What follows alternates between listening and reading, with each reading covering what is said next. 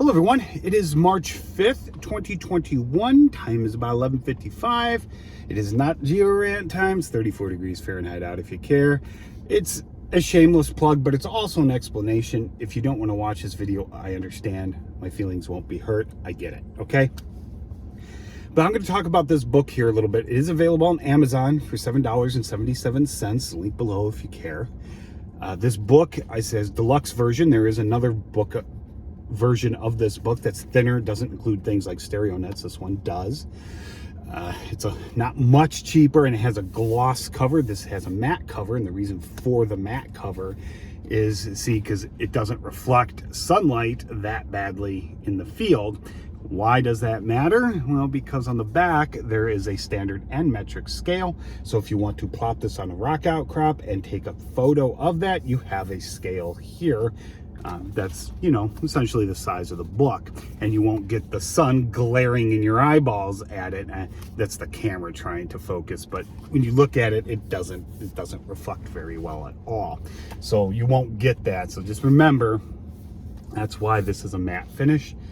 The obnoxious colors do have a purpose as well. It's in case you drop it in the field, you can find it relatively easily. That's why it's orange and yellow. Okay, so I'm going to talk about why briefly I self-publish a lot of these books, my lab books too, and stuff like that. I can do a whole nother rant about why I self-publish in general, but we'll keep it to this. It's because this is a reference book. Publishers do not like reference books. Why? Because they don't sell very well. They're very technical. They're very specific to certain things. So they just don't do it. And I am not a publisher. I do not do this to make me a wealthy person. This is not my job, all right? I do this for you. This is a book I wish I had going into field camp, okay? And it's also, it's for people either going into field camp or entering a profession in geology, like environmental geology or geotechnical, something like that. So this is a reference book. It is not a teaching guide. That is not its purpose. So if you are not very versed, do not have a strong background in geology, you read a lot of the stuff and you're like, it's foreign language to me. Well, that's because it's not meant to teach you. It's meant for you to have a resource at your disposal so you can reference easily. And we will go over some of the things that are in here. On the inside cover, I do have another scale. The reason why that scale is in there is basically, so in case you want to put something on top of there, you can look at it and it won't discolor your cover of your book. So that's why that's there. Let's see, we have a detailed table of contents. I do not have an index in here. I do not put indexes in most of my books. They are very, very time consuming. I'd rather take the extra time on a detailed table of contents than an index. And most of these I do myself. Occasionally I will get someone to edit them, and I'm always looking for editors, but the trouble is most people are not reliable when it comes to editing, and this is very technical, so it's better if I do it myself. This should be fine on typos and things like that, so we shouldn't have to deal with that.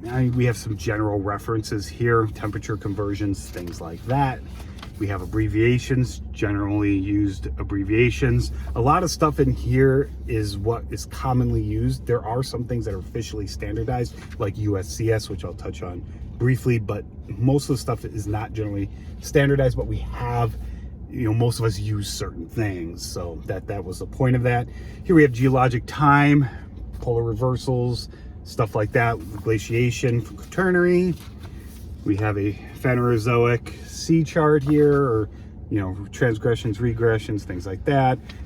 General Precambrian time scale. I have symbols commonly used that I use for certain rock types. We also have in here, I have these in my lab books too, estimating percentages based on volume in a hand lens or under a microscope.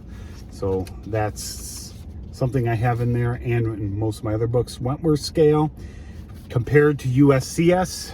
USCS is commonly what you'll use in environmental engineering in the field and geotech. Geology, when we go out in the field for geologic purposes, we use the Wentworth scale. It's a logical rational scale based off phi.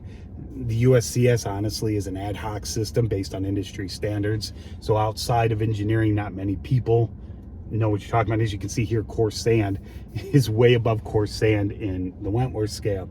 And here, based off the Wentworth scale, are those grain sizes to scale. So you can look at, so you can, your eye can become familiar with those type of things. Basic geologic tools in the field. I do also have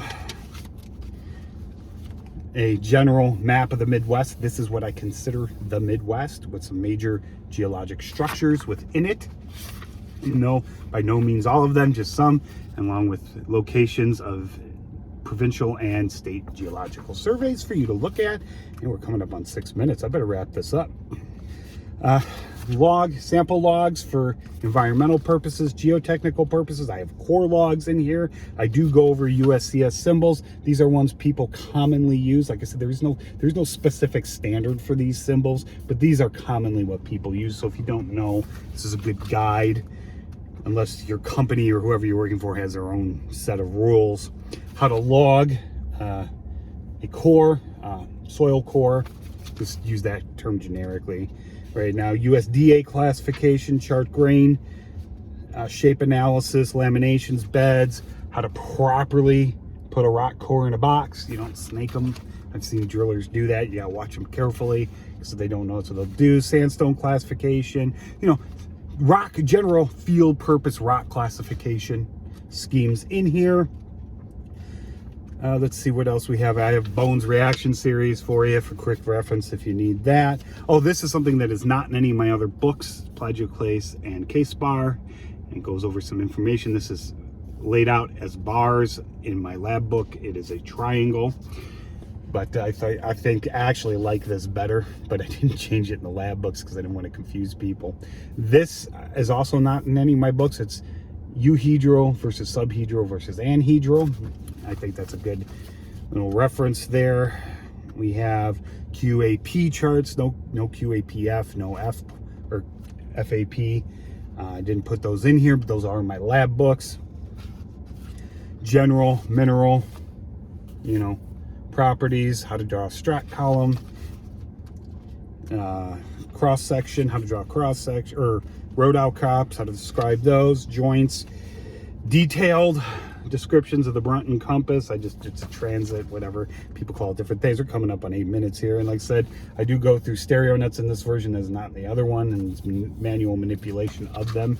I think it's very important to understand how to manually do stereo nets and the concept behind them. I have an entire long boring video on that in case you're interested. If I remember, I'll link it below. And how to normalize on the QAP chart. All right, because it's not a 3-point chart like the USDA. It is a 2-line chart. You have to normalize not once, but twice. That takes you through that with the equations, geologic map symbols, and a place for you to write notes if need be. All right, I don't want this to be 10 minutes. So if you are interested in this, like I said, I wish I had this, from field camp and while I was doing certain jobs after I graduated. So if you want, get it. If not, you don't have to, no pressure. And like I said, I do this for you and me. It's something I do on the side anyway. That's it. If you have any comments, please leave them below, and yeah, I'll entertain any questions. All right, bye.